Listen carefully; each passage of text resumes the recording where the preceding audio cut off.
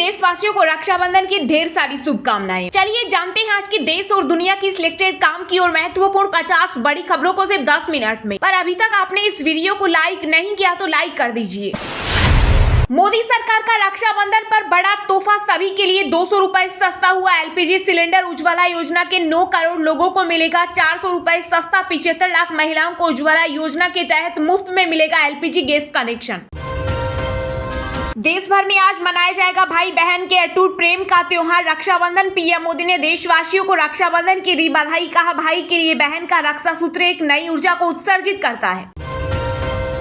चुनाव जीतने के लिए सर्जिकल स्ट्राइक और गोधरा जैसा कांड कर सकती है बीजेपी। शिवसेना नेता संजय राउत बोले, राहुल गांधी सच बोल रहे हैं, हिम्मत है तो चीन पर सर्जिकल स्ट्राइक करे मोदी सरकार।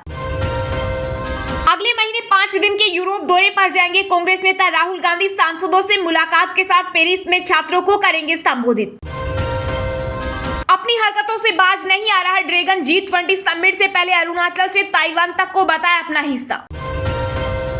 फिर अटके कुश्ती महासंघ के चुनाव, हाईकोर्ट की सुनवाई 25 सितंबर तक हुई स्थगित। अभी लंबा करना होगा इंतजार। आज श्रावणी पूर्णिमा के अवसर पर दिन भर रहेगा भद्रा का साया। रात 9 बजे के बाद बांध सकेंगे राखी। 200 साल बाद रक्षाबंधन पर बन रहा दुर्लभ संयोग। केंद्रीय सड़क एवं परिवहन मंत्री नितिन गडकरी ने लॉन्च की दुनिया की पहली एथेनॉल से चलने वाली इनोवा कार। इलेक्ट्रिक मोड में भी दौड़ेगी। पीएम नरेंद्र मोदी की गर्दन पर चढ़ने जा रहे हम लोग। इंडिया गठबंधन की बैठक से पहले लालू यादव का विवादित बयान। सीएम योगी का ऐसा निराला अंदाज नहीं देखा होगा, खेलते दिखाई दिए हॉकी। सामने आया वीडियो। लोकसभा उम्मीदवारों पर भाजपा शुरू करेगी मंथन। 160 कमजोर सीटों पर अमित शाह के नेतृत्व में 1 सितंबर को होगी बैठक। कांग्रेस अध्यक्ष मल्लिकार्जुन खड़गे हो सकते हैं विपक्षी गठबंधन इंडिया के संयोजक। शिवसेना सांसद संजय राउत का विवादित बयान। बोले, राम मंदिर के उद्घाटन पर हो सकता है पथराव। हिंदुओं को गाली देना एक फैशन सा। कांग्रेस नेता आचार्य प्रमोद कृष्णम ने स्वामी प्रसाद मौर्य के बयान पर सपा प्रमुख अखिलेश यादव से की उन्हें पार्टी से हटाए जाने की मांग। फ्रस्ट्रेट हो गया है चीन। अरुणाचल भारत का अभिनव विवादित मैप पर ड्रैगन को मोदी सरकार का 2 टूक जवाब। बसपा सुप्रीमो मायावती का बड़ा एक्शन। यूपी के बड़े मुस्लिम चेहरे इमरान मसूद को पार्टी से किया निष्कासित। अनुशासनहीनता का लगाया आरोप।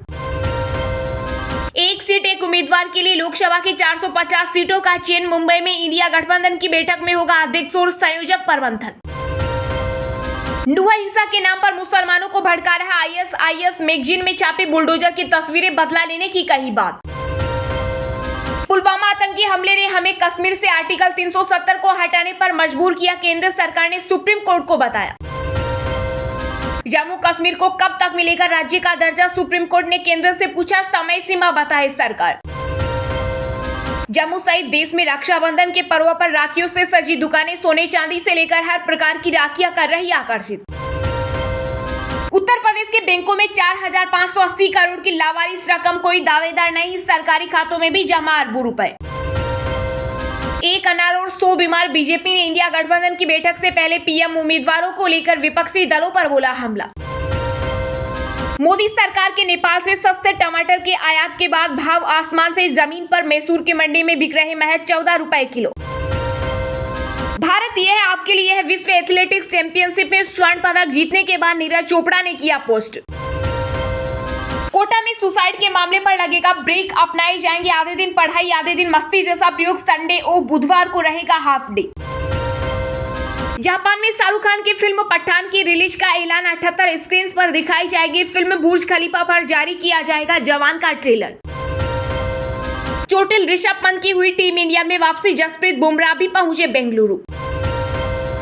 इंडिया गठबंधन में बीजेपी के एजेंट है आम आदमी पार्टी। कांग्रेस नेता संदीप दीक्षित का बड़ा हमला। मणिपुर में हंगामे के कारण पूरे दिन भी नहीं चल सका सत्र। कार्यवाही शुरू होते ही हुई अनिश्चितकाल के लिए स्थगित। अब दिल्ली मुंबई एक्सप्रेसवे पर नहीं होंगी दुर्घटनाएं। NHAI उठाने जा रहा बड़ा कदम। IIT की टीम भी करेगी मदद। चालबाज चीन और पाकिस्तान की सेना ने शुरू किया हवाई जंग का अभ्यास। भारत पूरी तरह चौकस। नीतीश कुमार के पास कुछ नहीं। चुनावी रणनीतिकार प्रशांत किशोर का विपक्षी एकता की बैठक से पहले बिहार के मुख्यमंत्री पर जोरदार हमला। रूस यूक्रेन युद्ध से लेकर ऊर्जा तक भारत आकर G20 शिखर सम्मेलन में कई मुद्दों को रखेंगे अमेरिकी राष्ट्रपति जो बाइडेन। जयराम रमेश के बयान पर बीजेपी सांसद मनोज तिवारी ने किया पलटवार, कहा कांग्रेस को नहीं पता रोजगार और नौकरी में फर्क। यूपी की घोसी उपचुनाव में भाजपा ने 2 दर्जन से अधिक मंत्री, 60 से ज्यादा विधायक और पदाधिकारियों को किया तैनात। हिमाचल के सीएम सुक्खू ने आपदा प्रभावित क्षेत्रों का किया दौरा, बोले सरकार हर उजड़े घर को बसाने का काम करेगी, पीड़ितों तक पहुंचाई जाएगी राहत। पंजाब में 30 नवंबर से पहले हो सकते हैं नगर निगम के चुनाव, सीएम भगवंत मान ने विकास कार्यों को पूरा कराने का दिया निर्देश। जनगणना कराना सिर्फ हमारा अधिकार, केंद्र सरकार के हलफनामे से हटाया पैरा 5, सुप्रीम कोर्ट में फिर से किया दाखिल। नुआ हिंसा पर हरियाणा के गृह मंत्री अनिल विज का बड़ा बयान, कहा आरोपियों में कांग्रेसी कार्यकर्ता शामिल। पाकिस्तान नेपाल के खिलाफ नहीं खेलेंगे केएल राहुल, एशिया कप से पहले टीम इंडिया के मुख्य कोच राहुल द्रविड़ का बड़ा बयान। दिल्ली वासियों की उम्र घटा रहा वायु प्रदूषण, जहरीली हवा से कम हो जाएंगे 11.9 वर्ष। पंजाब में अब लेट नहीं आ सकेंगे टीचर, शिक्षकों की लगेगी बायोमेट्रिक सिस्टम से हाजिरी, लेट आने पर देना होगा जवाब। चंद्रमा के दक्षिणी हिस्से पर उतरना बड़ी उपलब्धि, कैबिनेट ब्रीफिंग में केंद्रीय मंत्री अनुराग ठाकुर बोले पीएम मोदी के अटूट भरोसे ने वैज्ञानिकों को किया प्रेरित। आपसी सहमति वाले विवाह में सार्वजनिक घोषणा की जरूरत नहीं, सुप्रीम कोर्ट ने कहा एक दूसरे को अंगूठी पहनाकर भी हो सकती है शादी, पुरोहित का होना जरूरी नहीं। बंगाल की सीएम ममता बनर्जी की सर्वदलीय बैठक का भाजपा, कांग्रेस और वाम मोर्चा करेंगे बहिष्कार, इंडियन सेक्युलर फ्रंट को नहीं दिया गया न्योता। आम आदमी को और परेशान करेगी महंगाई, मॉनसून में कम बारिश से बढ़ सकते हैं दलहन और तिलहन के दाम। चीन के नए नक्शे पर कांग्रेस का पलटवार, मनीष तिवारी बोले क्या हमें G20 में उनका स्वागत करना चाहिए। दिल्ली के इंदिरा गांधी अंतर्राष्ट्रीय एयरपोर्ट पर 2.6 करोड़ की ज्वेलरी जब्त, सीमा शुल्क विभाग ने 3 लोगों को किया गिरफ्तार। ओणम के जश्न में डूबा दक्षिण भारत, मंदिरों में पूजा करने पहुंचे लोग, तमिलनाडु के मुख्यमंत्री M.K. स्टालिन ने दी शुभकामनाएं। गांधी परिवार वो नहीं जो मीठी मीठी बातें बताकर वोट चोरी करे, पीलीभीत में बोले बीजेपी सांसद वरुण गांधी।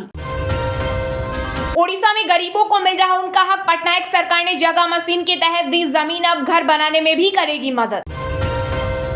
पूर्व पाक पीएम इमरान खान को तोशाखाना मामले में मिली बड़ी राहत, इस्लामाबाद हाई कोर्ट ने रिहा करने का दिया आदेश। चलिए अब जानते हैं जो आम आदमी के काम की और फायदेमंद खबरें हैं उनको विस्तार से। पर इससे पहले अभी तक आपने इस वीडियो को लाइक नहीं किया तो लाइक कर दीजिए।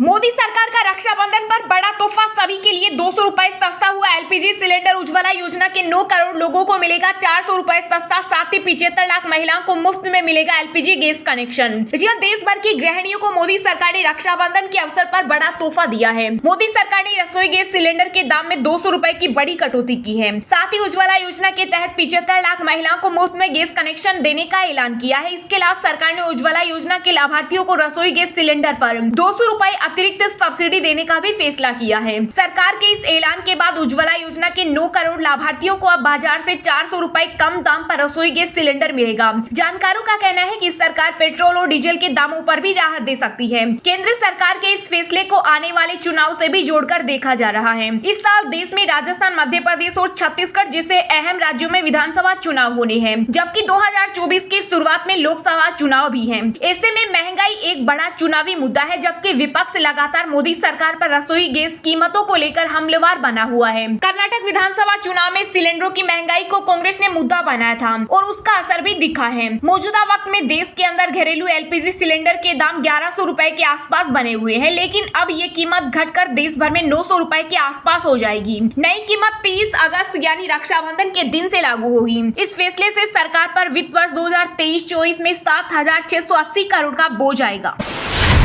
चुनाव जीतने के लिए सर्जिकल स्ट्राइक और गोधरा जैसा कांड कर सकती है बीजेपी। शिवसेना नेता संजय राउत बोले राहुल गांधी सच बोल रहे हैं, हिम्मत है तो चीन पर सर्जिकल स्ट्राइक करे मोदी सरकार। जी हां, चीन ने हाल ही में अपना आधिकारिक नक्शा जारी किया है, जिसमें भारत के अरुणाचल प्रदेश और अक्साई चीन को अपना हिस्सा दिखाया गया है। अब शिवसेना नेता संजय राउत ने इसे लेकर मोदी सरकार पर निशाना साधा है। संजय राउत ने कहा कि राहुल गांधी का लद्दाख पर दावा सही है और केंद्र सरकार में अगर हिम्मत है तो उसे चीन पर सर्जिकल स्ट्राइक कर देनी चाहिए। मीडिया से बात करते हुए संजय राउत ने कहा कि हमारे प्रधानमंत्री ने हाल ही में ब्रिक्स सम्मेलन में शिरकत की और वहां चीन के राष्ट्रपति जिनपिंग से मुलाकात की। इसके बाद चीन ने नक्शा जारी किया है। उन्होंने कहा राहुल गांधी का दावा सही है कि चीन लद्दाख में पेंगोंग घाटी में घुस आया है और अब अरुणाचल प्रदेश में घुसने की कोशिश कर रहा है। अगर आप में हिम्मत है तो चीन के खिलाफ सर्जिकल स्ट्राइक करके दिखाइए। वहीं आगामी लोकसभा चुनाव को लेकर संजय राउत ने भाजपा पर बड़ा हमला बोलते हुए कहा कि बीजेपी चुनाव जीतने के लिए कुछ भी कर सकती है। उन्होंने दावा किया कि बीजेपी सर्जिकल स्ट्राइक और गोधरा जैसे कांड कर सकती है। संजय राउत ने कहा कि लोगों के मन में ये डर है कि जो राजनीतिक दल चुनाव जीतने के लिए सर्जिकल स्ट्राइक का ड्रामा कर सकते हैं। जिस पार्टी और उनके प्रधानमंत्री पर पुलवामा जैसा घिनौना काम करने का आरोप है। जम्मू कश्मीर के पूर्व राज्यपाल सत्यपाल मलिक ने कहा था कि पुलवामा अटैक हुआ नहीं है, किया गया है। वो पार्टी चुनाव जीतने के लिए कुछ भी कर सकती है। दरअसल बीजेपी पर इस तरह का तीखा हमला बोलने वाले संजय राउत शिवसेना में अकेले नेता नहीं है। 2 दिन पहले पार्टी प्रमुख उद्धव ठाकरे ने भी ऐसा ही बयान दिया था।